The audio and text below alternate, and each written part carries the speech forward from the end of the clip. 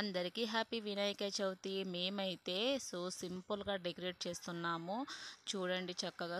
Explain చేయని అవసరం కూడా లేదు, కానీ చూస్తేనే మీకు అర్థమైపోతుంది అన్నమాట. డబల్ టేప్ తీసుకుని అయితే ధర్మకోల్కి ఇలా మామిడి ఆకులు స్టిచ్ చేసుకుంటున్నాం.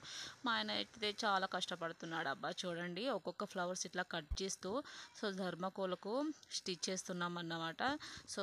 స్కిప్ చేయకుండా మన వీడియో చూడండి, చాలా బాగుంటుంది, న్యాచురల్గా ఉంటుంది అన్నమాట. ఇలా అయితే అన్నీ ఒక్కొక్క ఫ్లవర్స్ మనము కట్ చేసుకుంటూ ఇలా ధర్మకోల్కు స్టిచ్ చేస్తున్నాము. ఎండింగ్ వరకు చూడండి.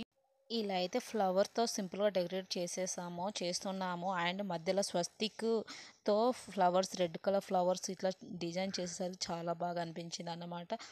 ఫైనల్గా అయితే ఒక టేబుల్ వేసాము. ఇలా చూడండి, ఇంకా కొన్ని ఫ్లవర్స్ తక్కువ పడ్డాయి. మేమైతే వినాయక దేవుడిని బయటకు వెళ్ళాము. చూడండి.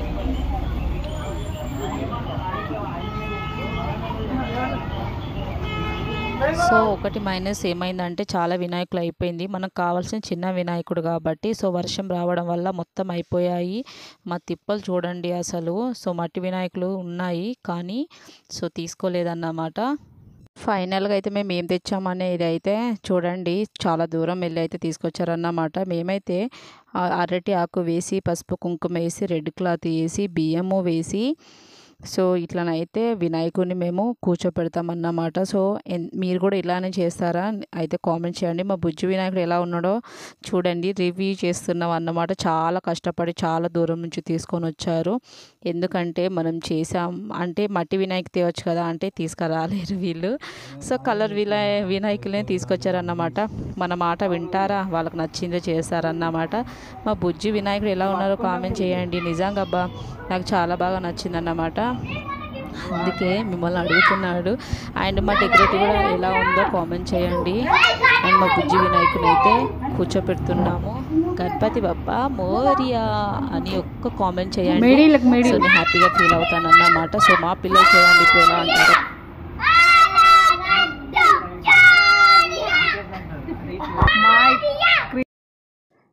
ఫైనల్గా అయితే మా బుజ్జి వినాయకుడిని అయితే మేము మా ఇంట్లో అయితే కూర్చోపెట్టాము. మా ఆయన అయితే జంజరం వేస్తున్నాడు అన్నమాట. పంచ కూడా కట్టేశాడు.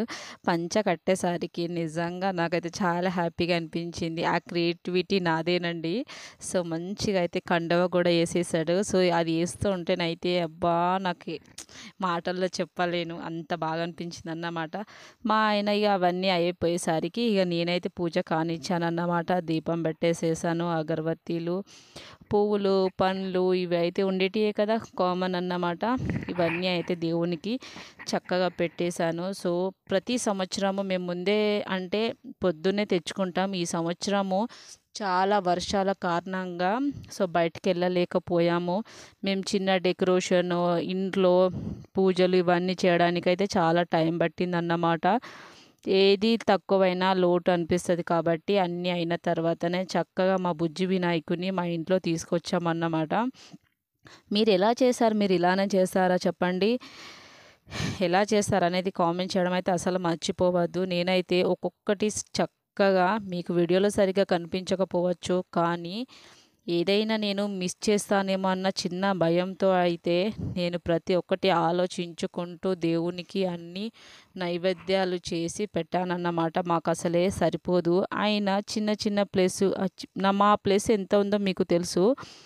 ఆ ప్లేస్లోనే ఎలాగో అలా అడ్జస్ట్ చేసి మాత్రం మా బుజ్జి వినాయకుడిని అయితే పెట్టేశామన్నమాట. నైవేద్యం కూడా పెట్టేశాను. మా ఆయన అయితే ఫైనల్గా అయితే చూడండి చక్కగా అగరబత్తులు ఇస్తున్నారు. ఫైనల్ కాదండి, నేను ఇచ్చినాను కదా. ఆయన కూడా ఇంటి యజమాని కాబట్టి అంటే మీరు కాదా అక్క అని అనొచ్చు నేను, కానీ ఫస్ట్ మగవాళ్ళే పూజ చేస్తే మంచిది అని అందరు అంటుంటారు కదా. ఆయనతోటి అగరబత్తీలు అయితే ముట్టించాను అన్నమాట. నైవేద్యాలు ఏం చేశారు అక్క అని అనొచ్చు. పులిహోర, మన వినాయకుడు ఎంతో ఇష్టమైన అవి మీకు తెలుసు కదా, పేరైతే నాకు తెలియదు కానీ చేశానన్నమాట. మా ఆయన అయితే చక్కగా కొబ్బరికాయ కూడా కొట్టలేదా అని మీరు అడగచ్చు. కొడతాడు, కొంచెం వెయిట్. మా ఇంట్లో ఎవరు ఉన్నారని చూపించారు కదా. ఫస్ట్ అయితే నా చిన్న చెల్లి లేచిందన్నమాట. చిన్న తల్లి తడబడుతున్నావు అక్క అని అంటే అంతేనండి, చాలా అలసిపోయాను కదా, మరి ఇలా ఉంటుంది మనతో. ఇలా అయితే చేశాను. ఎన్నిసార్లు మీకు ఫోన్లో చూపించినా కానీ తక్కువనే అనిపిస్తుంది. ఎందుకంటే భక్తితో చేసాం కదా, చాలా చాలా ఆనందంగా అనిపిస్తుంది. సో ప్రతి సంవత్సరము అంటే ప్రతి సంవత్సరం చేసినప్పుడు ఒక ఎత్తు, ఈ సంవత్సరం చేసేది ఒక ఎత్తు అనిపించింది నాకు. ఎందుకంటే చాలా బాగా జరిగింది కాబట్టి. ఇప్పుడైతే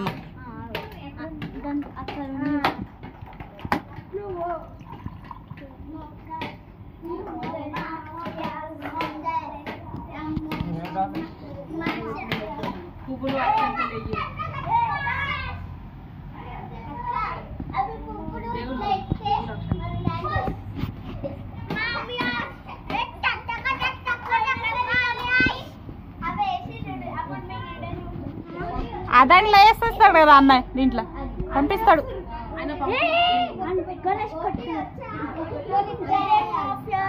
బొట్టు వేయడం ముందు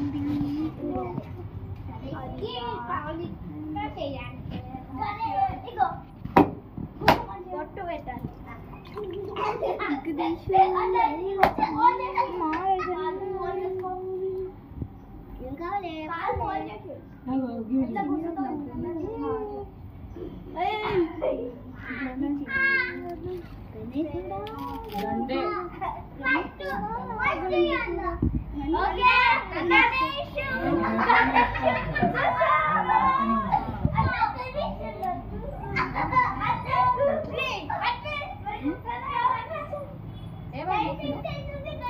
చెప్తారా ఏమని మొక్కితే?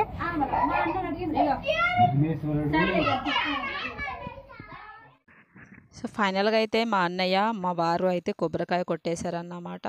సో తర్వాత అయితే నేను వెళ్ళాను, ఎందుకంటే ఇద్దరు కొడితే చాలా అనిపించింది, మా అన్నయ్య అండ్ మా వారు, అందుకే నేను కొట్టలేదు.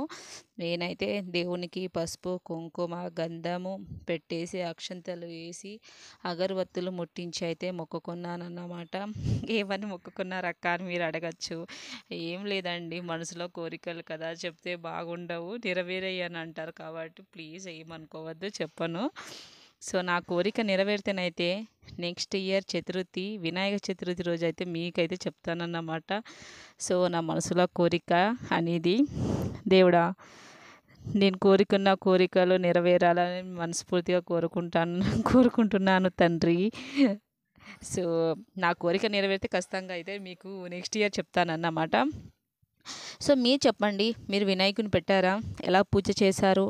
మేము చేసినట్టుగానే మీరు చేశారా లేదా చెప్పండి. నేను ఏదైనా నిజంగా ఒక విషయం అడగాలనుకుంటున్నాను. నేను ఏదైనా మిస్టేక్ చేసి ఉంటే ప్లీజ్ కామెంట్ చేయండి. ఎందుకంటే నాకు ఎక్కువ అనుభవం లేదు మీకంటే, నాకు నచ్చినట్టుగా నేను చేశాను. ఏదైనా మిస్టేక్ ఉంటే చెప్పండి, ఎందుకంటే దేవుడు విషయంలో మనం ఏది మిస్టేక్ చేయొద్దు. కానీ నేను ఏదైనా మిస్టేక్ చేసి ఉంటే ఆ దేవుడు నన్ను క్షమిస్తాడని నేను అనుకుంటున్నాను. సో మీరు ఎలా చేస్తారు ఏంటిది అనేది కామెంట్ చేయండి. నేను ఏదైనా మిస్టేక్ చేసి ఉంటే అక్క ఇలా కాదు అలా అని కామెంట్ చేయండి. సో ఎందుకంటే నేను తెలుసుకోవాలి కదా, మీ ద్వారానే తెలుసుకుంటే మంచిది కదా. సో మనకు తెలియని విషయాలు కూడా మనకు తెలిసి చెప్తే ఎంత హ్యాపీగా అనిపిస్తుందో, మనకు కూడా నేర్చుకోవాలనిపిస్తుంది కాబట్టి సో చెప్పడం అయితే మర్చిపోవద్దు. సో నాకు చాలా ప్రాబ్లమ్స్ ఉన్నాయండి, ఆ ప్రాబ్లం అన్నీ నెరవేరాలని అయితే చాలా చాలా ఎంతో మనస్ఫూర్తిగా కోరుకున్నాను. మరి దేవుడు ఏం చేస్తాడో చూడాలి. సో దేవుడు అంటేనే ఒక వింత కదా, సో చూడాలి. సో ఎందుకు అని అంటే మనసులో కోరికలు దేవుడు తప్ప ఎవరు నెరవేర్చలేరంట. కొన్ని మనం నేర్చుకోవాలి, కొన్ని దేవుళ్ళు నెరవేర్చాలన్నమాట. సో ఎంత చెప్పినా దేవుని గురించి తక్కువే, చెప్పలేము కూడా మనము. సో అట్లన్నమాట. మీరు చేశారు లేదా అనేది కామెంట్ చేయడం అయితే అసలు మర్చిపోవద్దు, ప్లీజ్ కామెంట్ చేయండి.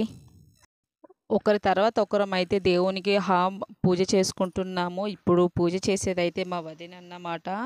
సో మా వాళ్ళు ఇక్కడే ఉంటారు కాబట్టి సో అందరిని పిలిచి అయితే మేము ఇలా చక్కగా పూజ చేసుకున్నాము. ఒకరి తర్వాత ఒకరు అయితే చక్కగా పూజ చేసుకుంటున్నాం.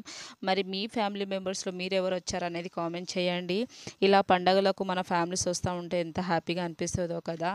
సో మరి మీ ఫ్యామిలీ మెంబర్స్ ఎవరు వచ్చారనేది నాకు కామెంట్ చేయడం అయితే మర్చిపోవద్దు. సో ఇలా పూజలప్పుడు పండగలప్పుడు అందరూ వస్తే ఎంత హ్యాపీగా అనిపిస్తుందో కదా. సో అదన్నమాట. మీరు తిన్నారా లేదా చెప్పండి ఫస్ట్ అయితే.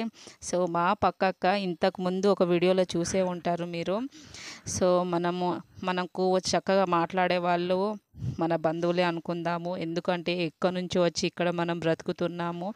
మనం చేసిన పండగలకు కానీ పూజలకు కానీ సో మన హ్యాపీనెస్లో వాళ్ళని కూడా కలుపుకొని చేస్తే ఎంత హ్యాపీగా అనిపిస్తుందో కదా. సో మేము చేసిన ఒక్క మిస్టేక్, నాకు ఎందుకు ఒక మిస్టేక్ అనిపించింది. అక్క అయితే చక్కగా డ్రెస్ వేసుకున్నా కానీ స్కార్ప్ వేసుకుని అయితే మొక్కుతుంది. మేము అలా చేయలేదు. నాకు కూడా కొంచెం గిల్టీ. కొన్ని ఊర్లలో కొన్ని సాంప్రదాయాలు ఉంటాయి అన్నమాట. సో చాలా హ్యాపీగా అనిపించింది అక్క అలా పూజ చేసేసరికి. నా చిన్న తల్లి అయితే చూడండి అలా మామతో కలిసి పూజ చేస్తుంది అన్నమాట. అప్పుడే నిద్రపోయి లేచింది, అందుకే ఫేస్ అలా పెట్టుకున్నది అన్నమాట. సో నేనైతే అలా చేయించాను పూజ తనతో. నా చిన్న తల్లినైతే నేను పట్టుకొని అయితే ఇక పూజ చేయించాను అన్నమాట. సో చాలా యాక్టివ్గా ఉండేది, కానీ డల్ అయిపోయింది. మార్నింగ్ నుంచి ఆడుకోవడము అస్సలు తినుడు లేదన్నమాట. సో మా అన్నయ్య పిల్లలు వచ్చారు కదా, ఇక వాళ్ళతో అయితే చక్కగా ఆడుకున్నది. అస్సలు నిద్రపోలేదు కూడా. కొద్దిసేపు 2 నిమిషాలు నిద్రపోయి అలా లేస్తుంది అన్నమాట. సో చాలా అలసిపోయింది. నేనైతే ఆరతి ఇచ్చేస్తున్నాను. కొంచెం స్పీడ్ మోడ్లో పెట్టాను, ఎందుకంటే వీడియో అనేది లెంత్ ఎక్కువ అవుతుంది కాబట్టి. సో ఇప్పుడైతే మేము ఫైనల్గా ఇలా అయితే చేసామన్నమాట. సో మీరు ఎలా చేస్తారు అనేది నాకు కామెంట్ చేయడం అయితే మర్చిపోవద్దు.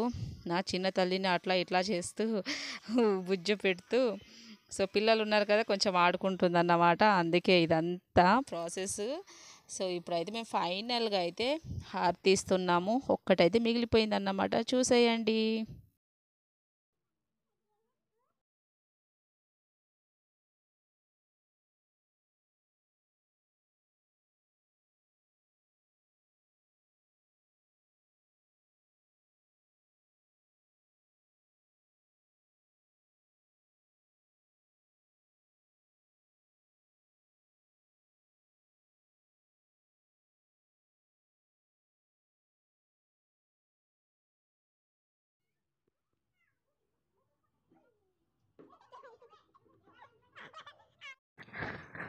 సో ఫైనల్గా అయితే మా పూజ ఇలా కంప్లీట్ అయిపోయింది. లాస్ట్కి అయితే హారతి ఇచ్చేసాము.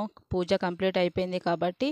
సో పిల్లలందరూ ఉన్నారు, పిల్లలు పెద్దలకు అయితే చక్కగా చేసిన ప్రసాదాలు అన్నీ వాళ్ళకు చక్కగా ఇచ్చాను. చాలా చక్కగా ఇష్టంగా తిన్నారు. ఇలా ఒకరి తర్వాత ఒకరు అయితే చక్కగా పూజలు చేసుకున్నాము.